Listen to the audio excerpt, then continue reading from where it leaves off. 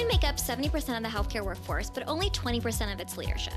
On Her Story, we'll explore the careers of bold and influential women from Silicon Valley to Capitol Hill and learn how they've overcome the odds. I'm your host, Sangela Jane, and this is Her Story, a program where we explore what's beyond the glass ceiling. I'm delighted to welcome Dr. Stephanie Hartzell, CEO of Hartzell & Associates and Clinical Associate Professor at Brown University. Stephanie, thanks for spending some time with us this morning. Thank you for having me on. You have a phenomenal career as a physician leader in the industry, and we'll dig into the whole profile in just a minute. But really the point of this special series in partnership with WIMS is to highlight some of what I'll call non-traditional career paths for those who study clinical practice. So let's start from the beginning. What inspired your interest in medicine? I think as young as 4 or 5, I really wanted to be a doctor. We didn't have doctors in our family. And in fact, I'd grown up on a rural farm in Northern California. And my mom was an elementary school teacher, but otherwise, we just didn't have anyone in the family who was any kind of professional, white collar professional. But oddly, and it relates to later on what I do, but the first thing that made me super inspired to become a doctor was honestly the show MASH. And so I watched every episode when I was young, and I still remember cases from, the show that were dramatized that, literally, 40 years later, I'm still recalling, oh, I saw that episode on MASH, which probably is an internally odd dialogue to have, but that's part of what had started it. That makes so much sense when we'll get to the next part of your career path. I did not know that. Yeah. So then why psychiatry specifically? As I went into medical school, I took a different route. I had not done super well in high school or college. I just, it wasn't a priority to me. I wanted to be a doctor, but, as I went forward, I realized I was better in language arts and fine arts. And my family, who also wasn't in the sciences at all, had said, well, we don't tend to do math or science and we aren't good at it. And so I had thrown out that idea of becoming a doctor, and I just didn't even know the path, to have that happen. And so but in the middle of college, I was in Oregon, and one of the, local fire departments needed volunteer firefighters and volunteer EMTs. And so I went through the courses to become both and found it fascinating. And another job had opened in Portland at the Level 1 Trauma Center. And so I became an ER tech, which was essentially, I emptied bedpans. It was really kind of a glorified janitor. But I really, really loved it. And so I loved emergency medicine, and I thought that's what I'd wanted to do as I went in. I declared myself, I'm going to be emergency medicine. And then as I went forward, I realized the things that I loved about emergency were the traumas that we dealt with, and then also psychiatry, and making a decision about surgery, which tends to be if you take the trauma path versus psychiatry. I I felt such an affinity for psychiatry, and I actually didn't realize it myself in true, eventual psychiatric professional fashion. It was the other people around me who realized, all you talk about are people's stories, and also all you ever get very, very excited about are the psychiatric illnesses. And so I think I was worried about going to psychiatry. I thought, why would anyone do this? You sit behind a desk and you write prescriptions, but mostly you talk to people. Like, why wouldn't I have done a PhD for this? And as I went forward, I realized you can do anything you'd like with it. And so we actually do quite a bit of medicine in my practice, which was great. I love my job. I feel incredibly lucky and blessed to have done this. I went into it because it was the thing that I liked the most out of all the rotations. But I loved all the rotations, honestly, with the exception of very few. But to this day, it's created a lot of flexibility in my life. It's interesting, as you know better than anyone, over the last, year and a half now, behavioral health and mental health has been particularly in the spotlight. And as, you and I chatted earlier, you've been looking at this for many years now, well before in some ways there was more national attention to this issue. And so how do you think about the evolution of the healthcare industry when it comes to really investing in mental health, behavioral health, and what do you think is going to ultimately move the needle going forward? I am, upset that it, of course, took a global apocalypse to have things, put into, I think, even more of a of a spotlight than it was in the last few years. But I am also glad it does feel like the necessity and how critical it is to our general health and well-being uh, was long overdue, and I am so happy and grateful for that. The specialty of psychiatry within medicine too was always one that was relegated to people who were either very, very passionate about it, or for some reason and I think it was always a myth, but it was for people who couldn't get into anything else. And oddly, in the last 5 or so years, that has really turned on its head. And so it's one of now the more competitive specialties to try to match in, which is both great and wonderful and inspiring, but also we need so many of them. And so I think the expansion of training and everything within psychology, master's level clinicians, and psychiatrists, I think really needs to be a priority. Um, we did see a lot of devastation during, these years of isolation and these years of unknown what's going to happen in the future. And so, but I think for most of us, it really redoubled our efforts toward how do we get the message out there and how do we make sure that, this trend continues and expands. And I know, from where you started, from those early days of watching MASH and, seeing patients to a lot of what you're doing, some of that still today, but some other things too, which we'll jump into in a minute. A lot of that was probably unplanned to some extent or maybe something that you didn't envision was possible.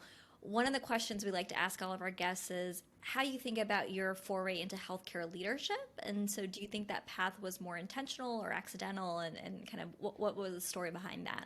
Like so many people who enter medical school, I had an enormous imposter syndrome that I didn't understand the term for. And I thought it was because I had come from a family who wasn't in medicine. And I also felt like, I had taken a lot of different routes to eventually get to the same place as my classmates who were so impressive and intimidating. And I kept, and I talk about this during my lectures to the Brown students as well. I kept expecting in the large class lectures that someone was going to walk in and say, "Oh, Stephanie Hartzell, we meant to admit, Stephanie Hartwell, and so you got to go. Like we made a mistake." Even into year two, I was expecting someone to walk in and say, "You're not supposed to be here, actually." And in talking about that, it feels like it is a common experience. But as far as the accidental versus intentional leader, I think there are two aspects to this. One was, and I'm more selective about this now, but I've heard it on your program from other leaders too. I tried to say yes to every opportunity I could, and now I'm much more selective because, as you say yes, your opportunities really expand and expand, and they could go on forever. You could fill every hour of the day. Um, but initially, it was just trying to say yes to opportunities and meet people and learn about what I was doing. As far as opening my own practice went, I just noticed that the frustration that I had within the systems, which are, of course, limited by all kinds of things, the finances of a large, and always kind of the slow moving medical centers, they have to be slow moving, right? They're carrying, hundreds, if not thousands of employees and patients with them. But also, I think, the private and insurance companies who are increasing their dictation of how care is meant to be, and the administrative bullshit, honestly, that comes with all of that. And as I moved into the idea of running my own private practice, it just became clear to me that I wanted to be able to call my own shots. I wanted to be able to see the people that I wanted to see. I wanted to be able to do therapy if I wanted to, or design a practice that I, was excited to be in. And then once I started adding more doctors, I was excited to have these amazing physicians with me and providing their own idea of ideal care. Unpack that a little bit because you know you make it sound so easy, You're but right. in some ways, especially today, right? I mean, being in private practice, just from like the healthcare ecosystem when it comes to reimbursement and the Yeah. incentives and all the technology. I mean, that it's just so challenging, and we're It seeing is. press releases every day about a lot of groups getting acquired and all of that. But take us back to like what was that tipping point when you were seeing all these things and you said, I'm going to go out and do this on my own. So I went through general psychiatry and then pediatric psychiatry fellowship. After that point, I, not surprisingly, had gotten the job as the medical director of emergency psychiatry at the Children's Hospital. And it was known to be an incredibly high burnout, high stress job. The duration that people had lasted within that job was often, far less than 2 years. because it was such high turnover. We were dealing with such ill children, and I think the lack of ability to make sure that consistent, outstanding care was provided from start to finish was just incredibly challenging. And I remember sitting in a meeting and talking about what has been the previous vision for this program, and what are we thinking about going forward. And I have some ideas. And again, like they're slow moving institutions, but I think my frustration with um, not being able to express the idea that we would have a vision for how this program would be shaped going forward was one of the tipping points. And then secondarily, just knowing that we could make some changes that would improve the outcomes of these kids, but finding the obstacles were just higher and higher to get there, made it so that I thought, oh, okay, so I think I need to give a substantial notice, because we all do in medicine, and think about going into my own private practice.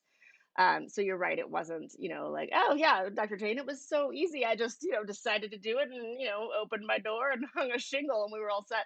I had to go slowly. I had to make sure that I had, my husband is a stay-at-home dad.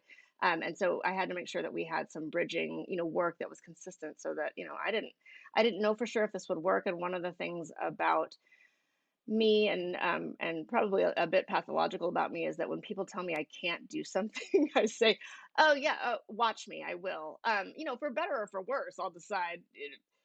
If you think that I can't do this, I'll show you. I'll prove you wrong. And luckily, that's led me down some really great paths. But in this, in particular, Rhode Island is an odd place where there aren't as many people in private practice, and there are some insurance rules around that make it even more difficult. And so I remember the chief medical officer of our academic, medical center saying, "Yeah, I don't think you're going to be able to do this." And he wasn't trying to be a jerk, I don't think. I mean, he was just trying to lay out what he thought were the realities about, opening a cash practice and being able to see patients you wanted to do, and see.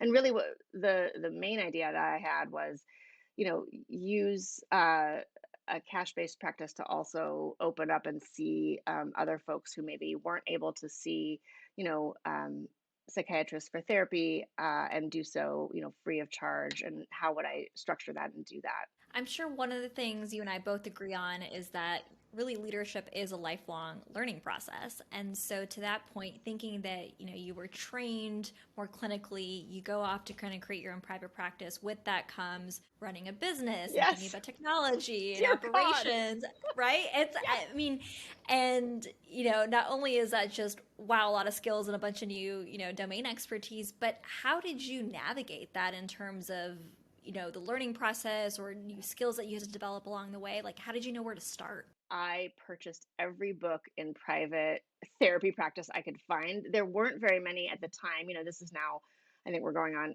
almost a decade, but there weren't very many, from the standpoint of an MD. They were all, from a master's through a PhD level clinician, but super helpful. So I read everything that I could, and there were several that outlined, where. So start with, who would you like to not see and why? And so really getting to know and understand, exploring, what do you love? What do you not love? Why would you not like to see certain patient populations? And realizing that most of that came down to, I think we sometimes think we should be able to see everyone, but realizing that a lot of it comes down to, what can you do within a single person private practice, instead of maybe a multi-systemic, place where maybe, some people who need more of those groups of clinicians, to be able to experience their ideal healthcare, that needs to happen in a different setting. So I got every book I could. And then, the business aspects were harder, because I didn't have a great place. I think now there are more resources for physicians wanting to learn the business side of medicine, or just business. At the time, I either just couldn't find them, or I just kept landing in very difficult and challenging concepts. But I do remember the morning that I opened, I had a credit card running machine, and I called, my best friend from medical school, who had been doing private practice for a long time in Chicago, and I was panicking. I said, "Mark, I don't know how to run the credit card machine. What if I can't run the credit card machine?" He's like, "You will take down the number. We will figure out how to key it in later." And I'm like, I'm looking at this thing and I don't know how to do it. I mean, it was unbelievable. And I sat there thinking, okay, I've worked in prisons. I've worked with very high risk populations. I've worked at Bellevue, and a credit card machine is going to take me down this afternoon. And so the other thing that I eventually did was I started compiling just a document about this is what I have found in my years of experience. This is the process by which I set up, and I will talk with anyone who wants to talk about setting up a private practice in their state. I mean, granted, I don't know different state rules, but most of the time, it's very similar. Because I had cobbled things together and I felt like, goodness, I would really love to have another mentor, just guiding me through this process. And so it was a lot of nerdy research and then panic. Research and panic. That was the cycle. I mean, it's always those little things, and I mean, I think that that's very well said. And no matter what the context is, I think a lot of people go through that. With anything new, you just kind of figure it out as you go. You've mentioned, this idea of imposter syndrome, and one of the themes in your life being that people kind of telling you that no, you can't do that. And I think in some ways that must drive you at your core. But Yes, it's a common thing that I think women in particular face, and then especially women physicians. Tell absolutely. us a little bit about kind of how you've navigated. I know, I'm sure you have several stories of, the unique experiences you've had just, by being a female, but how have you navigated some of those instances? It's always been, I was known within my family for being really stubborn. And if I decided I wanted to do something, and especially if someone told me I wasn't going to do it, I remember my grandfather, who died many years ago, but I had, utter respect for him. He'd only had a seventh grade education, but was really bright. But he had grown up in the South, and we had very opposite views even when I was 7 about all kinds of things. And we would get into discussions and arguments at 7. I mean, I was 7. So would he take me down in every argument? Absolutely. But um, I remember being about 7.5, and it was, during the holidays, and he looked over at me and he said, "Your stubbornness will serve you well. It drives me crazy, but it will serve you well." And I think that, the accumulation of those inspiring words did help me over the years. And to know that every generation, we owe so much to the women in the generation before us, and I think we owe so much to the women in the generation, after us. And the idea that we have to do as much as we can to change the narrative going forward for the women who follow. And especially, I think, the women of color who follow, who are encountering even more obstacles. And so, how can we make sure that we give a hand up to anyone who is, younger in the path than we are, even if it's not age wise, even if it's just career stage wise. And so really making that part of the ethics and values I revisit, every 6 months or so. What am I doing to make sure that I further these causes, and especially with women in medicine, and how do I amplify the voices of women of color in medicine to make sure that our obstacles are, lowering eventually. Very well said. And, I think your story alone is going to play a big role in kind of advancing that next generation to show them that, there are these different unique paths. So, to that point, not only are you a phenomenal clinician, have built your own practice, but one of your clients, if I can share this with our group, is it Netflix and Warner Brothers? Tell us about how that came about. I would like to say that I have my hobbies and pastimes, and the way that I, relax and enjoy myself, are these high-minded, literary readings that I do by myself and with my friends. And I do read, but honestly, in the last few years, and especially I think with, high stress jobs, my default was, and the streaming shows, the media, it used to be movies, and actually it's less so now. I think the amount of amazing work that's being done, for streaming media has been incredible. And so I consume um, so many shows, and it's part of, I give several different types of lectures at Brown University in the medical school, but the main ones that I give usually incorporate clips from different movies, all the way back from, I think the oldest movie that I use is was filmed in the 1940s, all the way up to contemporary shows and movies. But illustrating the way that personality disorders or mental illness and wellness are portrayed in the media, and So I'll show a clip and we'll discuss, this is what they're trying to get at. This is what they, I think, get right about, how this could present. This is where I wish that there was, a little bit of more, a little bit more of the dignity or respect around how this can manifest in other ways, presented. And oddly, um, several years ago, one of the medical students was a good friend of an assistant director in Hollywood, um, and I was emailed by a company stating that they were making a movie and they wanted, to get my perspective on character development. And at the time, the one of the first ones was Birds of Prey, which is based on comic books and has Harley Quinn in it and all of these people that I did not know at all. And initially, I remember looking at my husband and saying, I think they want my opinion on a documentary about birds. And I don't understand why. Like, is there someone who's like researching birds and maybe they need to understand, the person's drive? And he looks at me and he's like, this is a comic book. And I was like, well, why would they want my opinion on this? He's like, they probably don't know you, that you know nothing about them. And I don't. And so it was this really amazing connection. And I got to speak with the director, which was awesome. And I got to talk about um, the characters in that movie and how they might have experienced some trauma, previously in their life and how it might have manifested, and the way that she wanted to shoot the film.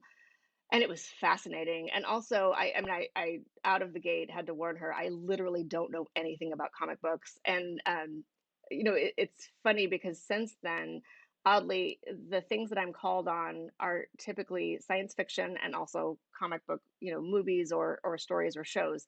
To the point where, and I continue to have to ask my husband and my sons, oh, is this character DC or Warner, or sorry, DC or Marvel? And they're so exasperated. They say, Mom, we have gone over this. And they made me a chart that they laminated. Like, these comic book characters are DC, these are Marvel. Like, they don't usually ever, interact. They're different universes. And so I have to like refer to the chart. It's very cute. They've drawn me pictures. But in some ways, I think it's really neat because I don't have the experience understanding the characters. I have, the writers, sometimes I'll get scripts, sometimes I speak with the directors or the producers, describe to me what they know about what they'd like to understand and portray in the film or the show. And it's really great because people are so passionate about these stories. And so I get excited about, the stories that I just never grew up with. Um, and so it's been an incredible learning experience. And I think also the fact that I don't have historical perspectives on what I think these characters would be doing might be an advantage. I'm making that up because truly, I keep having to refer to my laminated chart. Well, little did you know that from those early med school days, studying flashcards of neuroanatomy, that now you're studying flashcards of Marvel characters. Yeah, so it's been really great. I get to look over scripts and one of the main things that I really love about this, like, honestly, there are just parts of it that are nerdy and exciting just because I love shows and it's so exciting to speak with people who are involved in these. But also, what's really wonderful is being able to, I think that media has been incorporating more and more of the aspects of mental health and psychiatric issues, in shows. And I think they really, for the most part, are dedicated to doing it in a respectful and knowledgeable way. And that's some of the parts that I've really tried to work on, is being the voice of, this does manifest this way, how you wrote it. There are problematic aspects over here. And so let's describe what the range is and how could we better and more, in a more dignified way, portray this. And, in 99% of the cases, they're incredibly responsive. And I've been so impressed with that. And so that part does feel like I'm, giving back a little bit to, these kids and adults who are watching these things and maybe seeing themselves reflected in characters, and hoping that they are not seeing something that is disparaging to them. And so that part's been really amazing. But overall, it's also just like nerdy and dorky, and I love it. That is just so phenomenal and just so unique. You wouldn't think that that niche existed, but the way that I view that, I mean, not it's not just entertainment. I mean, it's really education, right? Because so much of our influences in society are what we watch. And to your point, your career path was inspired by in part Right? watching a television Exactly, show. like full circle. And I sent a letter to Alan Alda, who, for people who are far, younger than me, he played the main character on MASH, and I'm sure he gets these letters. I'm sure he has a verse career all the time, but I do not expect anything back. But I just said you would inspire me to become a physician, and I now work in psychiatry, and because his character really had, and it is kind of funny to think about the fact that no, this has really been a theme since I was 5. I love that. Well, as my favorite show is Grey's Anatomy, but didn't inspire me to be a clinician. But what is your favorite movie or TV show these days? I have so many. The one I don't tend to watch things over and over again, but the BBC version of Sherlock, I will watch over and over again. And there were just episodes that I love the timing, I love the pace, I love the scripting. I think it was done so well. The actors in it are amazing. I do tend to stay away from, not always, but psychiatric documentaries, and I will watch shows certainly that have a psychiatric flair to them. But I think there are parts to it that if I do it all day, I can't really do a lot of it in the evening for my relaxing time. So, and the first couple seasons of Handmaid's Tale, I was a big fan of that book, and watching that was fascinating. And I thought they did, the first season so well, and reflecting the book, which I don't think, happens very often. Um, and so, and even, now that I've been doing consulting on science fiction, I think the first season of Westworld is something that I will watch again, and I do use in my lectures. Wow. I mean, most people trying to break into Hollywood, have to go through like get an agent, an audition, and here you are just, teaching in the classroom with videos clips. I mean, that Apparently, yes. And then thinking I'm going to consult on a documentary about birds. to that point, then, what advice would you have for other physicians, let's start there, who are maybe looking to apply their clinical training to a non-traditional, non-patient bedside, application? I've been lucky enough to know quite a few people who are physician writers, in fiction, and others who also consult on scripts and things. I think a couple of things. Continue to do what you love. And so if that is writing, publishing, podcasting, um, I think those are some main ways to continue to produce what you love, and it also I think gives us a second aspect to our lives because medicine can be so all consuming. I think self-publishing and putting out a blog, or different ways to reach different people, I think is an incredible way to expand your audience and make connections. And I think getting to know other people in industry, and it may not be because Hollywood is definitely difficult. I don't live in Los Angeles, but even within your own specialty and speaking to people, often what happens is people are like, oh, actually, I have a friend who is working on a movie. They might want to speak with you, and that kind of thing. And so, and then finally, reach out to people that you think are doing work that you really think is amazing. And quite often, not always, but quite often, people will want to speak with you about how to help bring you into areas you're interested in, because I think we don't have enough. And I think the people who are, at graduate levels in different areas, they're needed. This cross referencing of our knowledge, I think, will become more and more important. Thinking about the reverse of that, so, my personal philosophy is that a lot of the things that we're thinking about in healthcare, the future is going to require a lot of interdisciplinary, outside industry perspective, so to speak. So I'm curious, based off of your experience in Hollywood, how has that kind of informed maybe your approach to the clinical side and patient care and how you're thinking about, things on that front? Medicine becomes so, as you go forward and all of these things, you can get very, very deep in your narrow specialty. And generally, medicine is an enormous specialty, psychiatry is an enormous specialty, but you can get very um, particular and narrow. And I think continuing to invite perspectives, understand things, especially from your patients and the people with whom you interact. I do find that these things. I have a better connection with folks who are, watching things, and I'll ask for suggestions, and we'll have ways to talk about, health and mental processing and things because we have a commonality in just discussing what they liked about a show. But I think also just being curious about the world.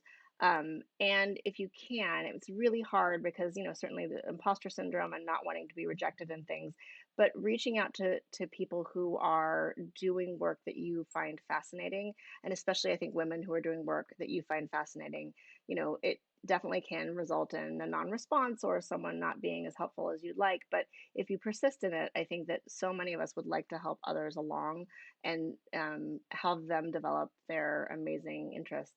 In addition to the many hats you wear, a Marvel character expert and psychiatrist and all of these fun things, you also wear the hat of being a mom.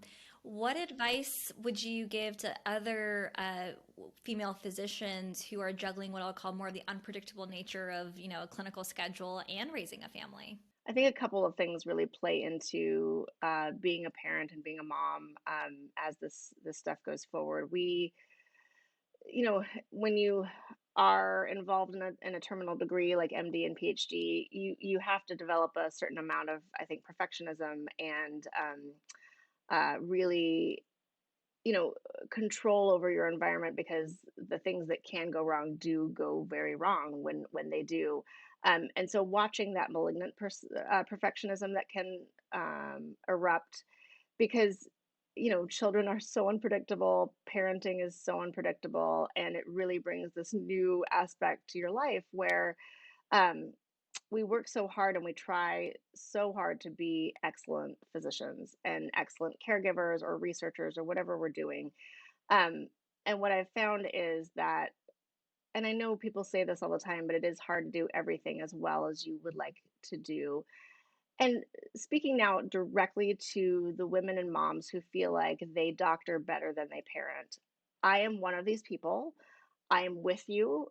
My husband is definitely much more of in some ways, the primary parent. I love my kids. I love spending time with them, but I don't think I go with the flow as well as other folks do.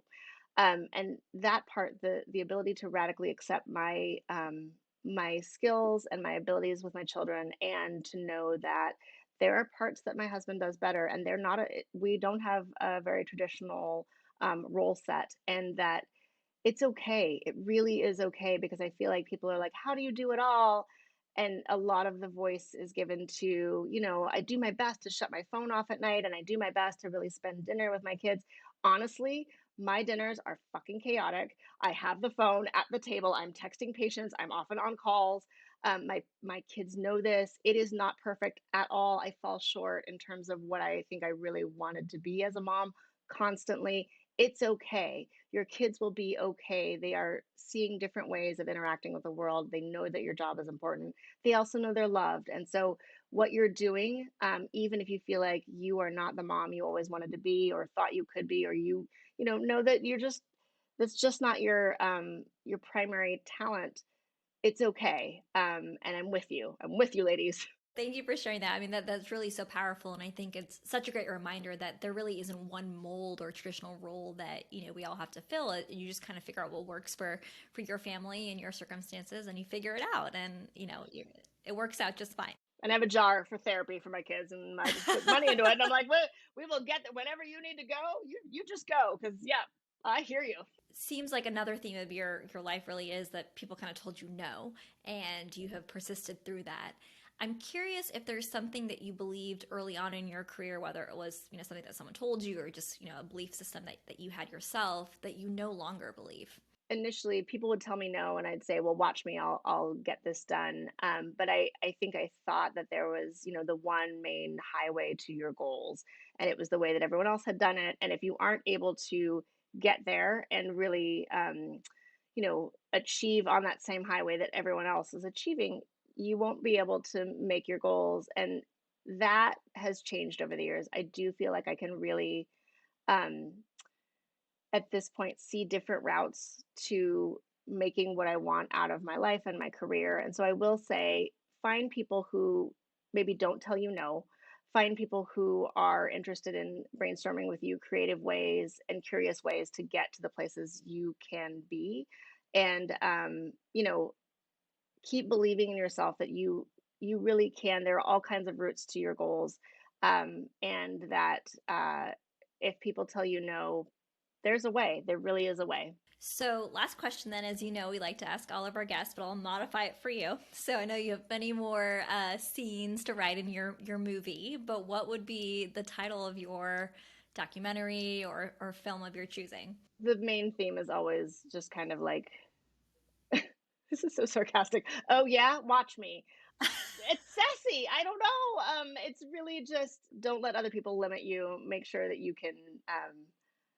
You only do this once. And if you don't have lofty, enormous goals, it's okay. Um, being happy and content and at peace. Those are the most meaningful parts, and having love in your life. Well, I love it.